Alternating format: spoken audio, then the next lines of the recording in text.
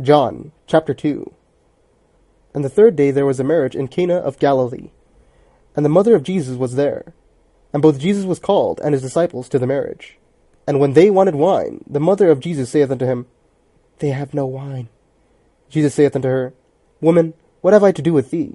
Mine hour is not yet come. His mother saith unto the servants, Whatsoever he saith unto you, do it. And there were set there 6 water pots of stone, after the manner of the purifying of the Jews, containing 2 or 3 firkins apiece. Jesus saith unto them, Fill the water pots with water. And they filled them up to the brim.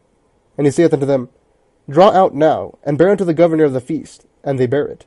When the ruler of the feast had tasted of the water that was made wine, and knew not whence it was, but the servants which drew the water knew, the governor of the feast called the bridegroom, and saith unto him, Every man at the beginning doth set forth good wine, and when men have well drunk, then that which is worse. But thou hast kept the good wine until now. This beginning of miracles did Jesus in Cana of Galilee, and manifested forth his glory, and his disciples believed on him. After this he went down to Capernaum, he and his mother, and his brethren, and his disciples, and they continued there not many days.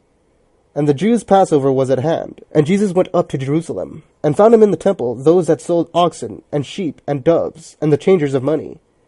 And when he had made a scourge of small cords, he drove them all out of the temple, and the sheep, and the oxen, and poured out the changers' money, and overthrew the tables, and said unto them that sold doves, Take these things hence, make not my Father's house an house of merchandise.